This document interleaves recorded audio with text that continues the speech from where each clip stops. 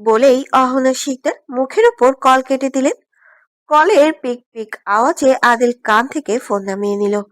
রাগে অগ্রসর হয়ে কপাল বেয়ে দুফোঁটা ঘাম ঝরে পড়ল। গাড়িতে ঠান্ডা এসিতেও বসে বসে ঘামছে আদিল।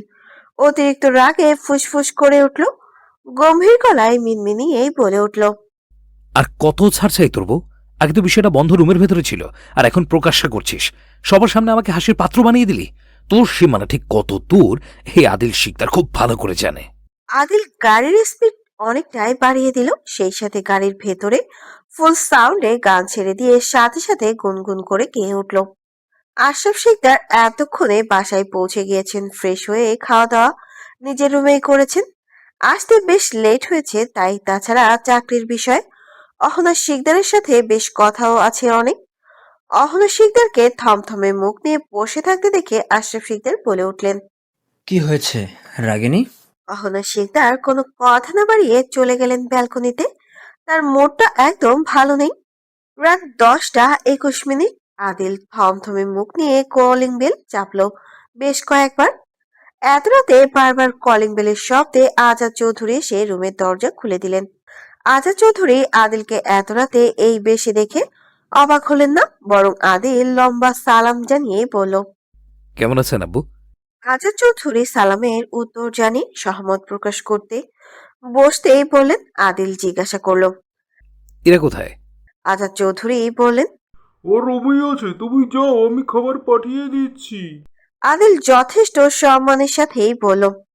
আমি রাতে বাইরে থেকে খাবার খেয়ে এসেছি, আপনি টেনশন করবেন না। আপনি বরং শুয়ে পড়েন। আদিল হন্তদন্ত পায়ে এগিয়ে গেল ইরার রুমে। ইরার রুমটা খোলা থাকায় সোজা প্রবেশ করলো রুমে। রুমের দরজা আটকে দিল আদিল। দরজার শব্দে পেছন ফিরে তাকাতেই দেখে আদিল। ইরা কপাল কুঁচকে বলে উঠল। আপনি এখানে? আদিল ওপরের লং জ্যাকেট টেনে খুলতে খুলতেই বলে উঠল। বউ যেখানে স্বামী তো সেখানে থাকবেই, তাই না? It's normal baby. রাতের শুনশান অন্ধকার ঝাঁপিয়ে আকাশ কালো করে এলোমেলো ঝড় বৃষ্টির সম্ভাবনা বেশ বেড়েছে অনেকখানি। বাইরে এলোমেলো বাতাস, ঝিমঝিম বৃষ্টি, দুই এক ফোঁটা পানি টুপটুপ করে পড়ছে মাটিতে। আদিল পরিহিত জ্যাকেট ফ্লোরে ছুঁড়ে ফেলে দাঁতে দাঁত খিঁচে বলে উঠল। আমার পারমিশন ছাড়া বাবার বাড়িতে আসার অনুমতি কে দিয়েছে তোমাকে? এরা খুব স্বাভাবিকভাবেই বলল। আমার প্রয়োজন ছিল, আমি তাই এসেছি। আপনাকে বলার মতো কোনো প্রয়োজন মনে করছি না আমি। আমাকে কি স্বামী মনে করো নিজের? হ্যাঁ, অবশ্যই করি। যেহেতু ইসলামের কালেমা পড়ে আমাদের বিয়ে সম্পূর্ণ হয়েছে, সেহেতু আপনাকে অস্বীকার করা মানে ইসলামকে অস্বীকার করা। এত কিছু যখন জানো তখন তো এটাও জানো ইসলাম অনুযায়ী তুমি আমার সম্পূর্ণভাবে চাইস। তাহলে বারবার কেন দূরে সরিয়ে দাও? এতে কি তোমার আল্লাহ সন্তুষ্ট হয়? এমন ভাবে বলছেন যেন আল্লাহ শুধু আমার। আদিল নিশ্চুপ থেকে ফের আবারও বলল। আমার অধিকার আমাকে বুঝিয়ে দাও। আমার পরিপূর্ণ হক চাই তোমার থেকে। এরা হাসলো শব্দ করে বেশ অনেকখানি, ফের বলল। আপনার মতো নাফরমানি আল্লাহর বান্দার ইসলাম সম্পর্কে এত ধারণা দেখে আশ্চর্য না হয়ে আমি পারছি না। এত যে হক হক করছেন, নামাজ কালাম পড়েন কি ঠিক মতো? বেদি মানুষ কিছু পারুক আর না পারুক, হাজারটা এক্সকিউজ দেখি একটা প্রশ্নকে 10টা বানানো তাদের ব্যক্তিগত স্বভাব। নাটক সিনেমা বাদ দিয়ে রেডি হন, বাসর করব আমি। এখন আমাকে বাধ্য করবেন না এত রাতে ফুল দিয়ে রুম সাজাতে। ভয় দেখাচ্ছেন? না, সত্যিটা বলছি। এখন তুমি ভয় পেলে আমি কি করতে পারি বলো? দুজনে বেশ কিছু মিনিট চুপ করে একে অপরের দিকে বারবার তাকাতাকি করতেই আদিল দীর্ঘশ্বাস টেনে বলে উঠল। বলেছিলাম না আদিল শিকদারের কুত্তা কপাল, মিলিয়ে নাও। এত এত ব্যাংক ব্যালেন্স ক্ষমতা থাকার পরেও কিনা শ্বশুর বাড়িতে বাসর করতে হবে, ছি। বলেই আদিল শার্ট খুলতে খুলতে ইরার দিকে এগোতে এগোতে গুনগুন করে গেয়ে উঠল। আমি দুঃখে মইরা যাই, আমি লজ্জায় মইরা যাই। ইরা কপাল কুঁচকে এক ছুটে বিছানা থেকে নেমে যায়। আপাতত কোনো প্ল্যান উদয় করতে পারছে না মাথায়, তাই পুরোপুরিভাবে পালানোর চেষ্টা করছে। আদিল শব্দ করে হেসে ওঠে, ঠোঁট কামড়ে হেসে বলল। বাসরটা শ্বশুর বাড়িতে করতে হবে বলে একটু দুঃখ হচ্ছে আমার, কিন্তু ব্যাপার না, মজা তো একটাই, সেটা নিজের বাড়িতে হোক কিংবা শ্বশুর বাড়িতে। এরা শক্ত ঠকিলে মনে মনে আওড়াতে লাগলো। তার স্বামী এতটাও ভালো মানুষ নয় যে কোনো কারণ ছাড়া সোজা শ্বশুর বাড়িতে চলে এসেছে। হয়তো আজ সত্যি সত্যি ভাবতেই শব্দ করে আস্তাগফিরুল্লাহ বলে নিল। তাই দেখে আদিল ঠোঁট কামড়ে হেসে ফেলল আর শব্দ করেই বলে উঠল। আর কি, আস্তাক ফিরুল্লাহ না আলহামদুলিল্লাহ পড়ো এবং শুক্রিয়া আদায় করো।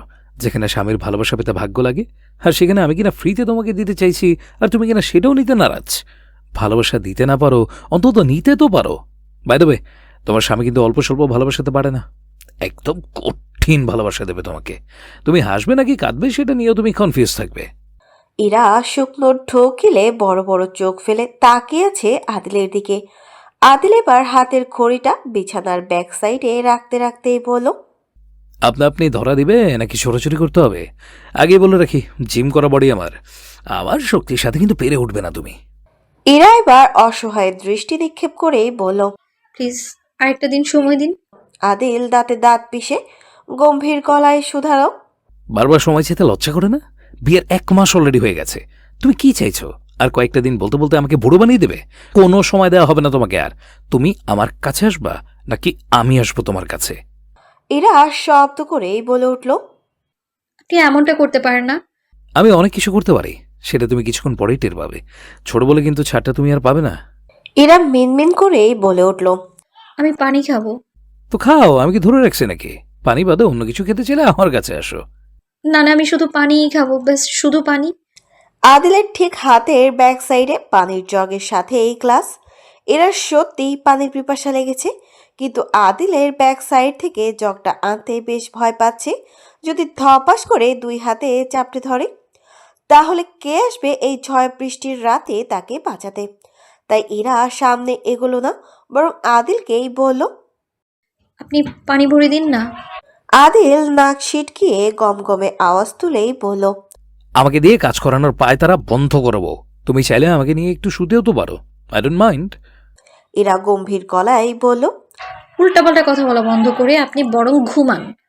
আদিল হাত দ্বারা চুলগুলোকে ঠিক করতে করতেই বলল, আগে 9-6 করবো, পরে ঘুমাবো।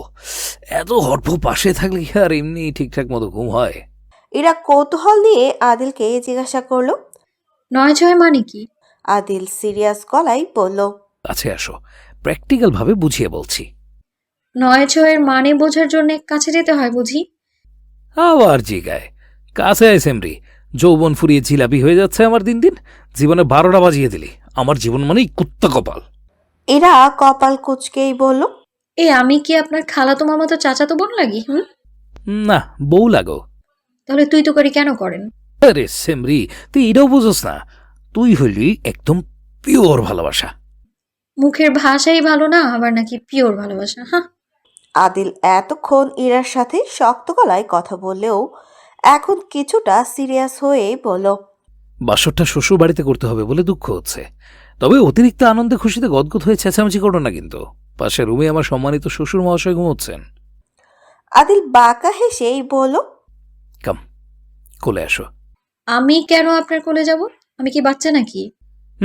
তুমি খুবই ছোট, পুরো বাচ্চাদের মতন। তাহলে আমার ফিডার কই? বাচ্চা যেহেতু তাহলে বরং আমি বসে বসে ফিডার খাই।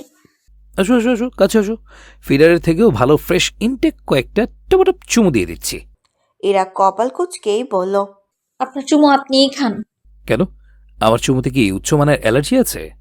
থাকতেও পারে, আপনি মানুষটাই তো আমার জন্য একটা অ্যালার্জি। তাই বুঝি? আদিল বিছানার এক পাশে বসে আছে তো অন্যদিকে ইরা দরজার কার্নিশ ঘেঁষে দাঁড়িয়ে আছে। বাইরে বৃষ্টির সাথে ঝড়ের তাপমাত্রা বেশ অনেকটাই। বাইরে ঘন ঘন বিদ্যুৎ চমকাচ্ছে, মনে হচ্ছে কিছুক্ষণের ভেতরে কারেন্টটাও চলে যাবে। ইরার ভাবনার মাঝেই টুস করে কারেন্টটাও ভ্যানিশ হয়ে হয়ে যায়। এতক্ষণ লাইটের আলোর জন্য সবটা ঠিক থাকলেও এখন ভয়ে শিথিল হয়ে উঠছে পুরো শরীর। এত অন্ধকার রুমে ফোনটাকে এখন কোথায় খুঁজবে এরা? আদিল নিজেও তো ফোনের ফ্ল্যাশ অন করছে না, তাহলে এবার কি হবে ভেবেই এরা চুপ করে কার্নিশ ঘেঁষে চুপটি করে দাঁড়িয়ে আছে। আদিলের দুষ্টু মনের দুষ্টু বাসনা মুহূর্তেই সব জেগে ওঠে। আদিল বিছানা থেকে উঠে এগিয়ে যায় ইরার দিকে। যেখানে ইরা ঘাপটি মেরে দাঁড়িয়ে আছে ঠিক সেইখানে আদিল টপ করে ইরার হাত টেনে ধরে দাঁত খিচে একটা ডায়লগ ছেড়ে দিয়ে বলে, এই সেমরি, তুই শুধুই অমর। আদিলের কাণ্ডে মুহূর্তে ইরা আমতা আমতা করে বলে উঠল, খাচ্ছ বেটা? হাত ছাড়, সুযোগ পেলেই হাত ধরে টানাটানি করেন। এটা কোন ধরনের ম্যানার্স? পারিবারিক শিক্ষা বলে কি কিছু নেই নাকি? না, কোনো শিক্ষাই নেই। তুমি একটু শিখিয়ে দাও, আমি একটু শিখি। কাল শিখাবো, আজ নয়। অন্ধকারে একটু ভয় লাগে তো, তাই। কোনো ফাঁকিবাজি করবেন না, ওকে? পাখিবাজি তো আমার রক্তে মিশে আছে বউ। বলেই আদিল হ্যাচকার টান মেরে ইরাকে নিজের বুকের কাছে আনে। ইরা টানের গতিবেগ বুঝতে না পেরে ধপাস করে আদিলের বুকে গিয়ে পড়ে। ইরা দাঁতে দাঁত পিষেই বলে উঠল, সমস্যা কি তোমার? সুন্দর ছেলে দেখলেই বুঝি গা ঘেঁষাঘেঁষি করতে হয়? তোমার পারিবারিক শিক্ষা ঠিক আছে তো? ইরা রাগে রিরি করেই বলে ওঠে, আপনি আসলেই অসভ্য। এতদিনে ঠিক চেঞ্জ হবো, আজকে প্র্যাকটিক্যালি তোমাকে তার প্রমাণও দেখাবো। কথা শেষ করে আদিল দেয়ালের সাথে শক্ত করে পিষে ধরে ইরাকে। নরম তুলতুলে ঠোঁটের ভাঁজে ঠোঁট বুজে দেয়। ইরা হাত ছাড়াছাড়ি করে আটকাতে চাইলে আদিল শক্ত হাতে এরার হাতগুলোকেও চেপে ধরে দেয়ালের সাথে। আদিল বেশ কিছু মিনিট নিজের ঠোঁটগুলো দ্বারা ইরার ঠোঁটের ওপর আক্রমণ চালাতে থাকে। প্রায় মিনিট 5 পরে ঠোঁট ছেড়ে মুখ ডুবিয়ে দেয় ঘাড়ে। এলোমেলো চুলকে হাত দ্বারা সরিয়ে দিয়ে উন্মুক্ত ঘাড়ে শক্ত করে কয়েকটা চুমু বসিয়ে দিল। ইরাকে কাচুমাচু করতে দেখে আদিল শক্ত দাঁতের কামড় বসিয়ে দিল ইরার ঘাড়ে, যা ইরার ঘাড়ে টনটনে দাগ সহ ব্যথার সৃষ্টি করে দিয়েছে। ইরার পরিহিত সুতির নরম তুলতুলে থ্রিপিস বুকের সাথে মেশানো ওড়না একটানে খুলে ফেলে দিয়ে আবারও মুখ ডোবালো ঘাড়ে। দুজনের নিঃশ্বাস ঘন হয়ে উঠছে বারবার। ইরা শক্ত করে খামচে ধরে আছে আদিলের শার্ট। আদিল ইরার বিষয়টা বুঝতে পেরে কোলে তুলে নিয়ে এগোলো বিছানার দিকে। ইরাকে বিছানার উপর রেখে নিজেও উঠে পড়লো বিছানায়। নিজের শার্টের বোতামগুলোকে খুলে ফেললো। তারপর ঝাঁপিয়ে পড়লো ইরার ছোট্ট শরীরের উপরে। ঘাড়ে মুখ ডুবিয়ে দিল, কপালে গালে ঠোঁটের শব্দ করে বেশ কয়েকটা চুমু খেয়ে নিল। আদিল 2 হাতে টেনে খুলে ফেললো ইরার জামা। ইরা বারবার আটকানোর চেষ্টা করলেও আদিলের শক্ত পুরুষালী শক্তির সাথে পেরে ওঠে না, বরং সম্পূর্ণভাবে নিজের পরিপূর্ণ ভার ছেড়ে দেয় বিছানায়। স্বামীর মিষ্টি পরশে শরীরে শিরা উপশিরার প্রতিটি লোম শিহরিত। পুরো রুমে নিশ্চয়তার ছেয়ে আছে। রুমের ভেতরে 2টি প্রাপ্তবয়স্ক নরনারী পুরুষের নিঃশ্বাস বিলীন হয়ে ছড়িয়ে পড়ছে বারবার। ইরা কাঁপা কাঁপা গলায় বলে উঠল, আমি কি আপনাকে আটকাতে পারি না? আদিল ইরার দিকে তাকিয়ে আলতো করে হেসে ফেলল। যেই নারী পুরোপুরিভাবে স্বামীর ভালোবাসায় উন্মাদ হয়েছে সেই কিনা আটকাতে চাইছে। আদিল গম্ভীর আওয়াজেই বলে উঠল, না ম্যাডাম, আপনি চাইলেও আজকে আমাকে আটকাতে পারবেন না। Temporarily I really need you বউ। আদিলের কথা কানে যেতেই ইরা শক্ত করেই নড়ে উঠল। সেই সাথে আরো বেশি ছটফট করতে শুরু করলো। ইরাকে কাচুমাচু করতে দেখে আদিল দাঁত পিষেই বলে উঠল, চড় মেরে ফেলে দেবো বেয়াদব, মোট সুইং করাস না আমার। মুহূর্তেই আদিল ইরাকে আষ্টে পিষ্টে জড়িয়ে নিল, ডুব দিল ভালোবাসার অথিন গহনে। ভালোবাসার পরশ এঁকে দিল ইরার প্রতিটি শরীরের ভাঁজে। ভালোবাসার এক তোলপাড় মুহূর্ত একে অপরের সাথে সম্পূর্ণভাবে বিলীন হয়ে গেল। 2 ঘন্টা পর প্রচণ্ড ঝড়ের সাথে সাথে আকাশ কালো করে ছেয়ে পড়েছে বৃষ্টির বড় বড় ফোঁটা। সেই সাথে চমকে উঠেছে পুরো আকাশ। ইরা বিছানার এক পাশে একরাশ অভিমান নিয়ে শুয়ে আছে। আদিলের তীব্র ভালোবাসার পরও শরীরের প্রতিটি অঙ্গ স্পষ্ট। আদিল চুপ করে তাকিয়ে আছে ইরার দিকে। হয়তো তাকানোটাও বৃথা, কারেন্ট নেই, ঘরটাও বেশ অন্ধকার। যখন আকাশ চমকে ওঠে তখন অনেকটাই আলো এসে পড়ে রুমে। আদিল আর দূরে নয়, বরং ইরাকে একটানে নিজের কাছে নিয়ে আসলো কোমর টেনে। আদিল ঠোঁট কামড়েই বলে উঠল, বুঝতে পেরেছি, ভালোবাসা একটু কম হয়েছে তোমার। কাছে এসো, আর একটু দিচ্ছি। আদিলের কথা শুনে ইরা ঝরঝর করে কেঁদে উঠল। একটা মানুষ টানা 2টা ঘন্টা তীব্র যন্ত্রণা দেওয়ার পর আবার বলছে ভালোবাসা নাকি কম হয়েছে। ছি! রাগে কপাল কুঁচকে ফেলল ইরা। আদিল ইরার কোমর চেপে উন্মুক্ত ঘাড়ে গলা ডুবিয়ে দিয়ে বলল, আর একবার, ট্রাস্ট মি, ব্যথা দেব না। ইরা কাঁদো কাঁদো গলায় বলে উঠল, প্লিজ। কে শুনে কার কথা? আদিল ফের আবারও ইরার ওপরে উঠে 2 হাতে শক্ত করে চেপে ফের আবারও আদর করতে শুরু করলো। ইরার রাগে রিরি করেই বলে উঠল, ছাড়ুন, কি সব করছেন আপনি? আদিল ইরার ঘাড় থেকে মুখ তুলে ঠোঁটে ঠোঁট ভুজে দিয়ে দিতেই বলল, নয় করছি বউ, এখন ছাড়াছাড়ি করা যাবে না। নতুন সকালের মিষ্টি আবহাওয়া, রাতে প্রচুর পরিমাণে ঝড় বৃষ্টি হয়েছে।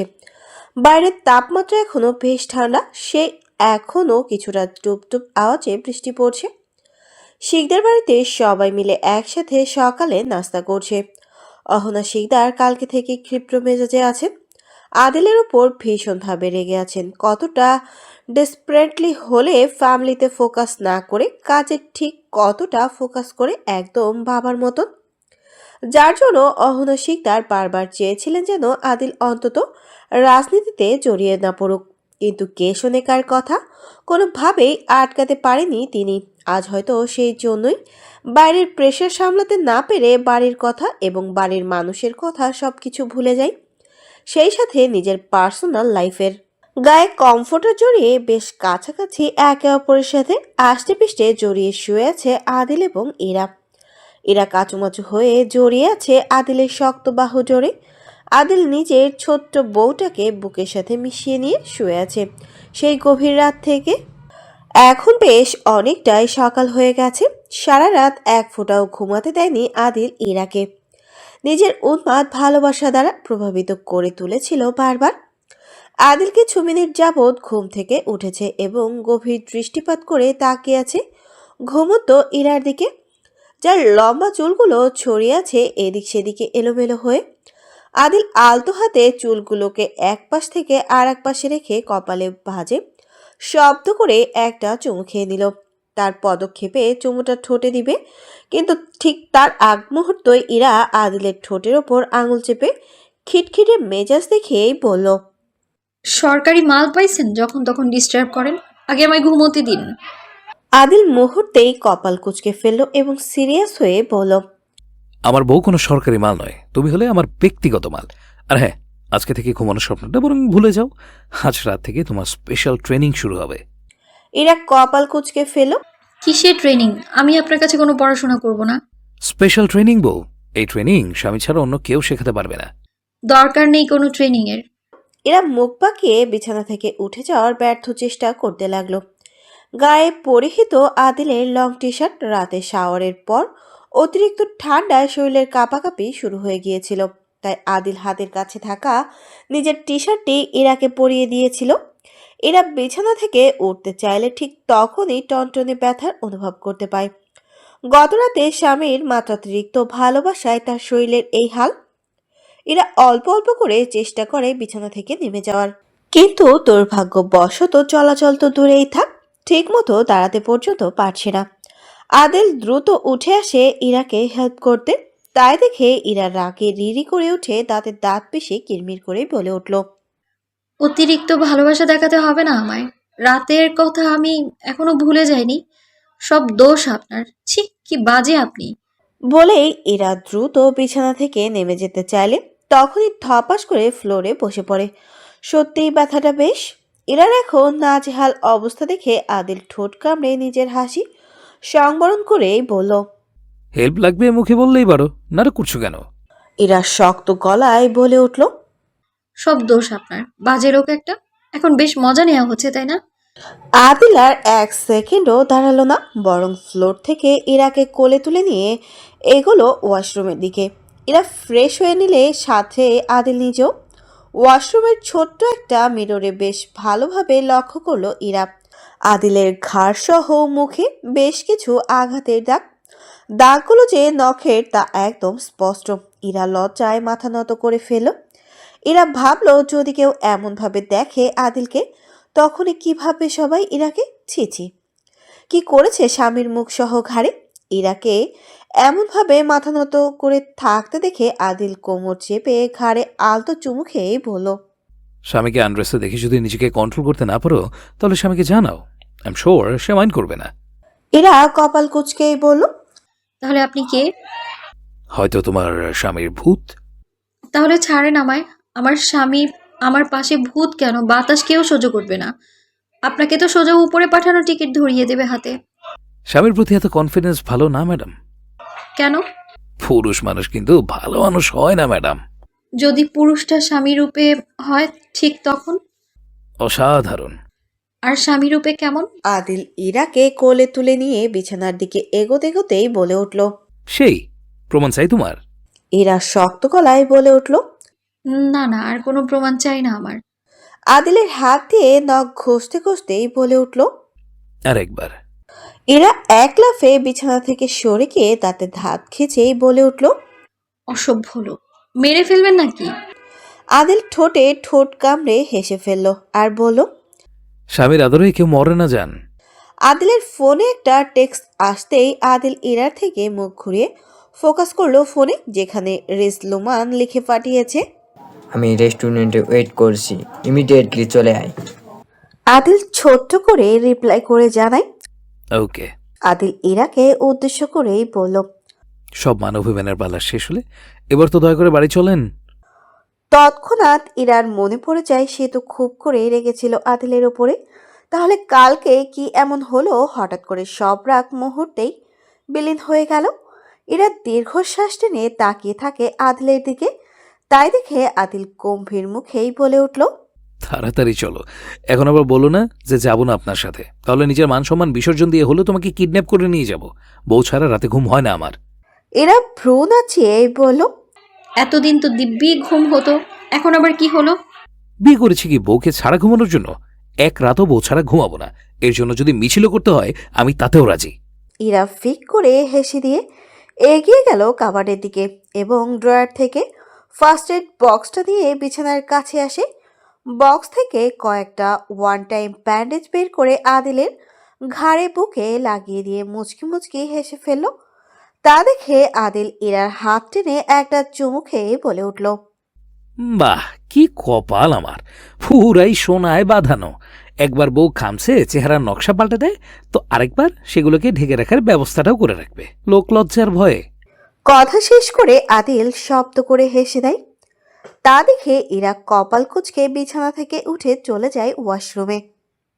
আদিব প্রপার ভাবে রেডি হয়ে নিচে অপেক্ষা করছে কলির জন্য। আজকে আদিব কালো সিল্কের পাঞ্জাবি পরেছে, সেই সাথে পরিপাটি করে রেখেছে নিজেকে, সেই সাথে দেখতেও বেশ আকর্ষণীয় করে তুলেছে নিজেকে। আদিব ফোনে ছোট্ট বাচ্চাদের মতন গেম খেলছিল। বেশ ব্যস্ততার মাঝে কলি কালো রঙের লং একটা চুড়িদার পরে নিচে নেমে আসছে। দুইজনের একসাথে কালো রঙের জামা পরার কারণটা অজানা সবারই, কেউ জানে না। গতকাল রাতে আদিব কলিকে এই জামাটা দিয়ে বলেছিল পরতে। তারা নাকি কোথাও ঘুরতে বের হবে। কলির বরাবরই ঘুরতে অনেক পছন্দ, তাই আদিবকে মুখের ওপর নিষেধ করতে পারেনি কলি। কলি বেশ অনেকটাই সেজে গুজে এসেছে আজকে। বারবার কলির মনে হচ্ছে হয়তো আজ স্পেশাল কিছু ঘটতে চলেছে তাদের সাথে। কলি একটু আগ বাড়িয়ে আদিবকে জিজ্ঞাসা করলো। আমাকে কেমন লাগছে দেখতে? আদিব পা থেকে মাথা পর্যন্ত ভালোভাবে চোখ বুলিয়ে দেখে নিয়ে তারপর বলল। একদম সাতচুন্নির মতো লাগছে। কলি এবার একটু হেসে কনফিডেন্সের সাথেই বলে উঠল। থ্যাঙ্কস। আদিব একটু কৌতূহল নিয়ে জিজ্ঞাসা করলো। সাতচুন্নি বলে প্রশংসা করলে বুঝি থ্যাঙ্কস জানাতে হয়? কলি সিরিয়াস হয়ে বলল। তুমি যেহেতু বলেছো আমাকে শাকচুন্নির মতো লাগছে, তাহলে তাই ঠিক। তুমি তো আমার জন্য হলেও জীবনে একবার শাকচুন্নিকে দেখলা, তা নয় তো তোমার যা চেহারা, শাকচুন্নি কেন, কোনো টিকটিকির মাও আসবে না তোমার সাথে দেখা করতে। আদিব কপাল কুঁচকালো। কলি কিছু একটা আজ করতে পেরেই বলে উঠল। না, ধন্যবাদটা এর জন্য দেইনি তো। আমাকে এত সুন্দর একটা চুড়িদার গিফট করেছো, তার জন্য দিলাম। আদিব গম্ভীর গলায় বলল। তোর কাজ এতটাই, তাই না? আমার পেছনে লাগা। অবশ্য তুই এই কাজটাই ভালোই পারিস। ওদের এত কথা কাটাকাটি দেখে আশরাফ শিকদার আদিবের দিকে তাকালেন, কর্কশ গলায় বলে উঠলেন। কি হয়েছে মামুনি? আশরাফ শিকদারকে দেখে কলির মনে হলো না চাইতেও জল। ভাইয়াকে ইচ্ছে মতন কয়েকটা বকা খাওয়াতে পারলে মনে একটু শান্তি লাগতো। তাই কলি নিষ্পাপ গলায় বলে উঠল। দেখো না বড় আব্বু, ভাইয়া তখন থেকে আমাকে বকেই চলেছে। কলির কথা শুনে আদিব উঠে দাঁড়াতে দাঁড়াতে কলির মাথায় টোকা মেরেই বলল। ছোট জেরির মতন সারাদিন আমার পেছনে পড়ে থাকিস, আর এখন কিনা অভিযোগের বস্তা খুলে বসেছিস? তুই অভিযোগ করে বসে বসে আমি বরং যাই। কথা শেষ করে আদিব দ্রুত বাড়ি থেকে বেরিয়ে যায়। এখন এইখানে আর 1 মিনিট সময়ও থাকলে আশরাফ শিকদার জ্ঞান দিতেই থাকবেন। একটি শুভ কাজে যাচ্ছি, যাওয়ার আগে এত জ্ঞান শুনলে সব মাথা থেকে খসে পড়ে যাবে। আদিবকে যাওয়ার পানে আশরাফ শিকদার পেছন থেকে কয়েকবার ডাকলেন, কিন্তু অধৈর্য আদিব পেছন ফিরে না তাকিয়ে সোজা চলে গেল গাড়িতে। তাই দেখে কলি কোনো রকম দৌড়ে এসে বসলো গাড়িতে। আদিব কপাল কুঁচকেই বলল, কি চাই? যা, বের হ গাড়ি থেকে, ড্যাডের কাছে গিয়ে অভিযোগ কর আরও আমার নামে। কলি অল্প হেসেই বলল, আগে তোমার সাথে একটু ঘোরাঘুরি করে আসি, পরে একেবারে সব অভিযোগ ঢেলে দিবনি বড় আপুর কাছে। বলেই কলি আবারও হি হি করে হেসে ফেলল। আদিব রেগে কলির মাথায় গাঁটটা মেরেই বলল, সারা রাস্তা চুপ করে বসে থাকবি, নয়তো ধাক্কা মেরে গাড়ি থেকে ফেলে দিব। আমি 100 বার কথা বলবো, সাহস থাকলে ফেলে দাও। বড় আপু আসার সময় কি বলেছে জানো? আদিব জিজ্ঞাসা করে না, বরং হা করে তাকিয়ে থাকে। তাই দেখে কলি বলে উঠল, আমাকে যদি একটা মশাও কামড় দেয়, তাহলে তোমার জন্য বাড়ির সব দরজা জানলা বন্ধ। আদিব গম্ভীর মুখেই বলে, বিশ্ব নাটকবাজ, তোরে আজকে আমি ঠান্ডা পানিতে আরামসে চুবিয়ে মারবো দেখিস। কলি কাঁদো কাঁদো গলায় বলে উঠল, তুমি আমাকে নামিয়ে দাও, আমি যাব না তোমার সাথে। বড় আপু বাঁচাও। কে শোনে কার কথা? আদিব গাড়ির স্পিড দ্বিগুণ বাড়িয়ে চালাতে লাগলো। সেই সাথে গাড়িতে একটা গান ছেড়ে তালে তালে গেয়ে উঠল কলিকে রাগানোর জন্য। কতদিন ভেবেছি শুধু দেখবো যে তোমায়, ক্লান্তহীন তুমি ছিলে আমার কল্পনায়, সেই ছবি উঠল ভেসে চোখেরই পাতায়, আমি শুধু চেয়েছি তোমায়। আশরাফ শিকদার এতক্ষণ আদিবের দিকে তাকিয়ে থাকলেও এখন খানিকটা রাগে ততষ্ট হয়ে আছেন। কালকে ডক্টর চেম্বার খোলা দেয়া হয়েছে, আজকে কিনা টই টই করে ঘুরতে চলে গেল। চেম্বারে কিছু নতুন ডক্টর প্লাস আদিবের কিছু বন্ধুরা আছে। অহনা শিকদার গত রাতে দু চোখের পাতা এক করতে পারেনি ছেলের টেনশনে।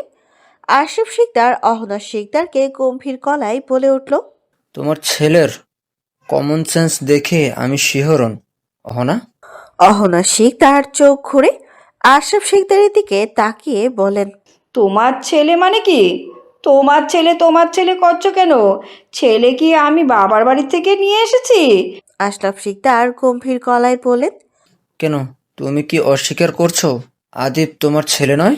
হুম, আমাদের দুজনের ছেলে। তাই তুমি তোমার করা বন্ধ করো। ওকে আমাদের, দেখছো কর্মকাণ্ড। কালকে চেম্বার ওপেন করলাম আর আজকেই ঘুরতে চলে গেল। ম্যানারলেন্স ছেলে একটা। অহনা শিকদার স্বাভাবিকভাবেই বলেন। ঠিক বাবার মতন। মুহূর্তেই আশরাফ শিকদার গলা খাকারি দিয়ে বলে উঠলেন, তুমি আমাকে ইনসাল্ট করতে পারো না অহনা, আমি কিন্তু এখন এমপির ড্যাড। এতদিনে অন্তত নিজের পরিচয়টা বাদ দিয়ে ছেলের পরিচয় দিলা, ভালো লাগলো অন্তত। আশরাফ শিকদার এতক্ষণে গম্ভীর গলায় বললেন, ছেলের পরিচয় দিতে যাব কোন সুখে?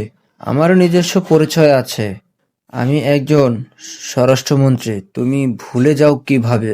আদিল সহ ইরা রেডি হয়ে নিয়েছে বাসা থেকে বেরিয়ে যাবে বলে।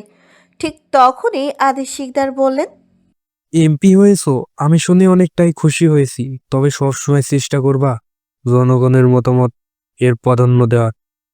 জনগণই হলো তোমার উপরে উঠানোর একমাত্র হাতিয়ার। আদিল শিকদারের সাথে সহমত পোষণ করে ইরাকে সাথে নিয়ে বেরিয়ে আসে বাড়ি থেকে।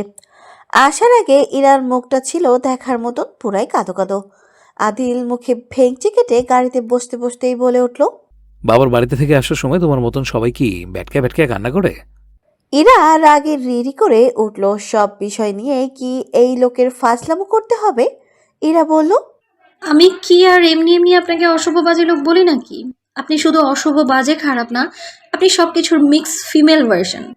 আদিল ঠোঁট উল্টে গাড়ির স্পিড বাড়িয়ে দিয়েই বলে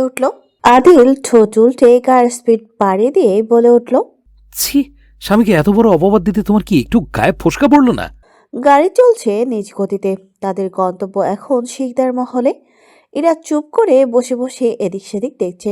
বাইরের মিষ্টি হাওয়া শয়ে শয়ে প্রবেশ করছে গাড়ির কাচের ভেতর দিয়ে। এরা চুপটি করে সবকিছুর ফিল নিতে ব্যস্ত। ঠিক তখনই আদিল জিজ্ঞাসা করলো, কিছু খাবে? এরা মাথা ঝুঁকিয়ে জানায় সে এখন কিছু খাবে না। প্রায় আধা ঘন্টা পর আদিল ফের আবারও জিজ্ঞাসা করে। নিঃসংকোচে বলতে পারো, কি চাই তোমার? Chocolate, ice cream, fuchka, burger? Adil ইরাকে এতবার জিজ্ঞাসা করতে দেখে ইরার বিষয়টা বেশ ভালো লাগলো। কেউ একজন আছে তার জীবনে তার কেয়ার করার জন্য। জীবনে এত অপশন থাকার পরও ইরার জন্য এতটা পাগলামি বেশ ভালো লাগে ইরার। তাই ইরা এবার বেশ স্বাভাবিকভাবেই বলল। না, আমি কিছুই খাবো না।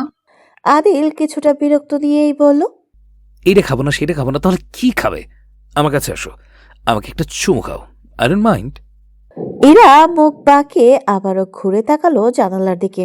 সে এই মুহূর্তে ইচ্ছুক নয় কোনো রকম চুমুটুমু খেতে। জানালার কাচের ফাঁক থেকে এই মুহূর্তে শয়ে শয়ে বাতাস বয়ে যাচ্ছে। ইরার ছোট্ট মস্তিষ্ক জুড়ে বারবার উকি ঝুঁকি দিচ্ছে ছোট্ট একটি প্রশ্ন। শুধু আজ থেকে নয়, বরং বিয়ের পর থেকেই আদিলের সাথে তেমন পার্সোনাল সময় কাটানো হয় না খুব বেশি, আদিলের ব্যস্ততার জন্য। তবে আজ খুব করে ইচ্ছে করছে প্রশ্নটা করতে। তাই ইরা নিজ সংকোচ কাটিয়ে এক প্রশ্নে ছুড়ে মারল আদিলের দিকে। আমি শুনেছিলাম আপনার নাকি আয়রা আপুর সাথে বিয়ে ঠিক হয়েছিল। উনি তো আমার থেকে হাজার গুণ বেশি সুন্দর। আপনি ওনাকে কেন বিয়ে করলেন না? আদিল কপাল কুঁচকে তাকালো ইরার দিকে। ইরা মনে মনে আওড়াতে লাগলো। হয়তো প্রশ্নটা আদিলের ভালো লাগেনি, তাই ইরা আবারও বলল, কিছু বললেন না যে? কি শুনতে চাও? আয়রা আপু কিন্তু বেশি সুন্দর ছিল। আমি ওনার চোখে দেখেছি এক আকাশ পরিমাণ ভালোবাসে সে আপনাকে। তার চোখে আপনাকে না পাওয়ার এক দীর্ঘ হতাশা যা ওই মেয়ের চোখে স্পষ্ট। আপনাকে কিন্তু সারা জীবন সুখে রাখতো আয়রা আপু। আদিল নির্লিপ্ত হাসলো আর খুব স্বাভাবিকভাবেই বলল, আমার সুখের প্রয়োজন নেই। যদি তোমাকে পাওয়ার জন্য আমাকে সারা জীবন দুঃখ নিয়েও কাটাতে হয়, আমি তাতেও রাজি। ইরা অল্প হাসলো এবং মনে মনে হাজারবার ভাবলো। সঠিক পুরুষের কাছে তার সাদামাটা নারীটাও বিশ্ব সুন্দরী। গাড়ি চলছে নিজ গতিতে। আদিব দক্ষ হাতে ড্রাইভিং করছে। অন্যদিকে কলি পাশের সিটে জানালার এক সাইডে মাথা রেখে শুয়ে আছে। গাড়ি চলতে চলতে হঠাৎ করে থেমে যায় একটি বড় পার্কের সামনে। আদিব গাড়ি এর সাইডে পার্কিং করে রাখে।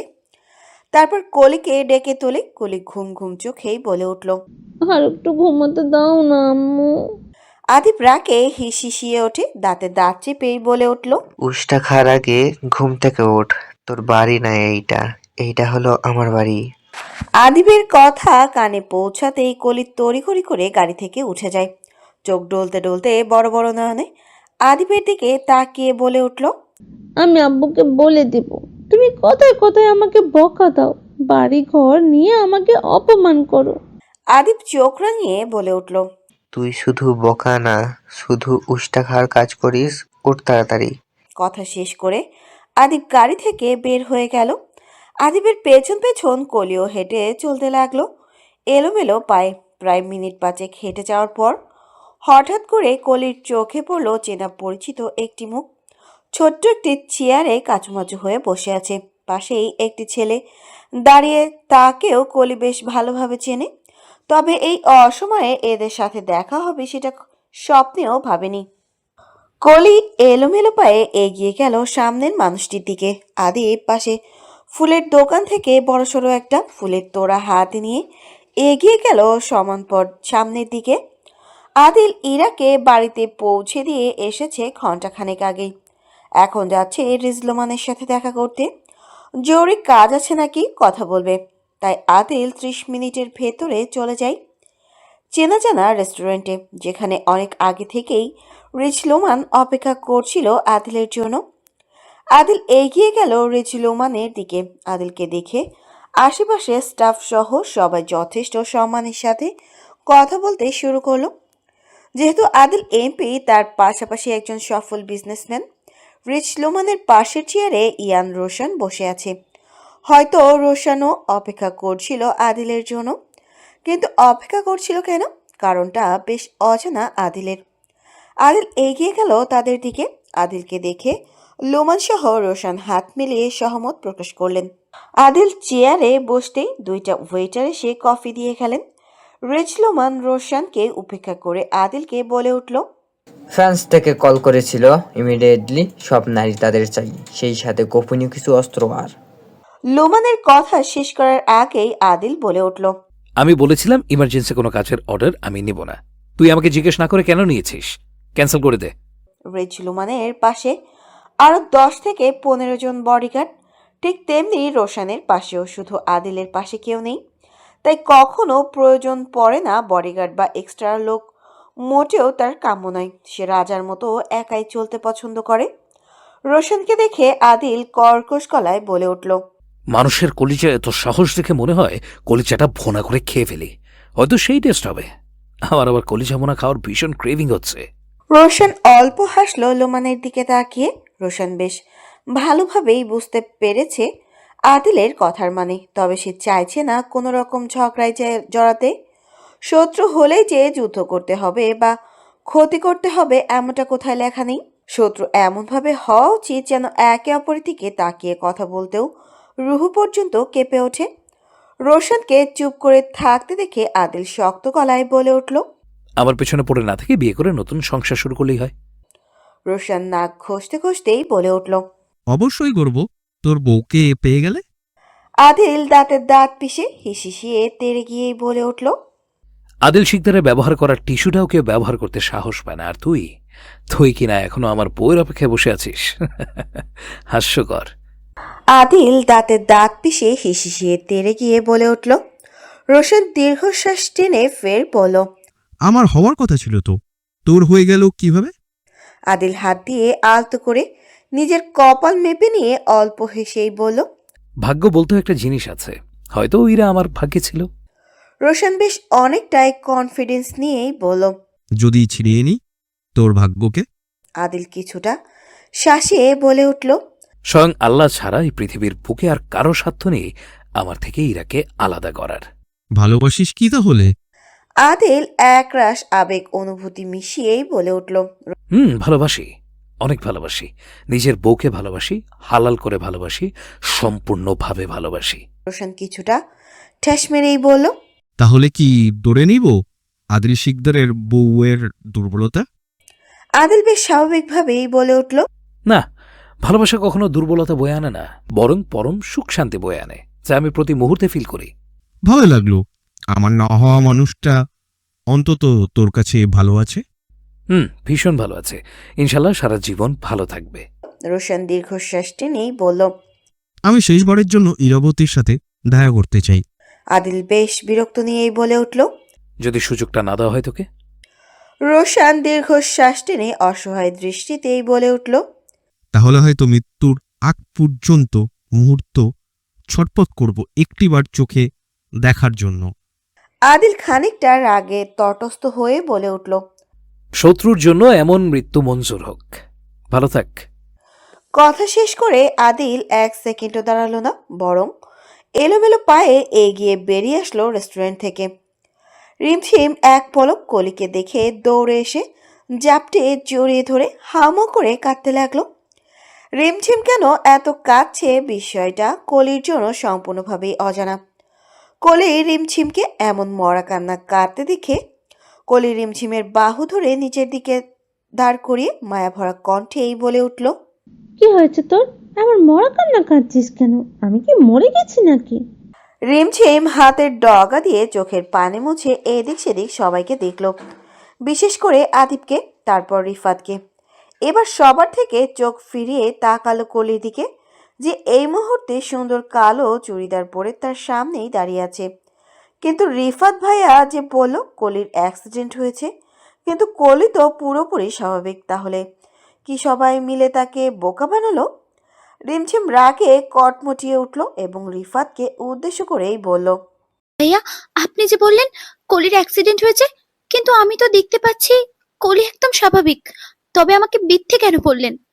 রিফাত কলির প্রশ্নের উত্তর করল না, বরং তাকালো আদিবের দিকে, যে এই মুহূর্তে গভীর দৃষ্টি নিক্ষেপ করে তাকিয়েছে রিমঝিমের দিকে। রিফাতকে কোনো উত্তর করতে না দেখে রিমঝিম আরো অনেকটাই রেগে গিয়ে বলে উঠল। আমাকে মিথ্যে কেন বললেন ভাইয়া? রিফাতকে বারবার অসহায় দৃষ্টিতে তাকাতে দেখে আদিব হিসিয়ে বলে উঠল। আমি বলছি তোমাকে এইখানে নিয়ে আসতে, তাই নিয়ে আসছে। তাই বলে আমার অ্যাক্সিডেন্টের কথা বলে নিয়ে আসতে হলো? আমি এখনই বড় আপুর কাছে বিচার দেব তোমার নামে। কলির রাগে কটমটিয়ে উঠল। রিমঝিম মুহূর্তেই রেগে গেল আদিবের ওপর। তাকে মিথ্যা বলে কেন এইখানে নিয়ে আসতে হবে? বুঝিয়ে বলে সে নিশ্চয়ই এখানে আসতো। রিমঝিম ভীষণ রেগে গেল আদিবের ওপর এবং কর্কশ গলায় বলল, আপনার সাহস হলো কিভাবে আমাকে মিথ্যে বলে এখানে নিয়ে আসার? আপনি কি না একটা সিরিয়াস বিষয় নিয়ে প্র্যাঙ্ক করছেন আমার সাথে? ছি, আমি আপনার থেকে এটা আশা করিনি। রিমঝিমের এমন ভাবে সব দোষ আদিবকে দেয়া ঠিক হচ্ছে কি আদৌ? হয়তো কোনো কারণ ছিল তাকে এইখানে নিয়ে আসার, তার জন্য এইখানে নিয়ে আসতে।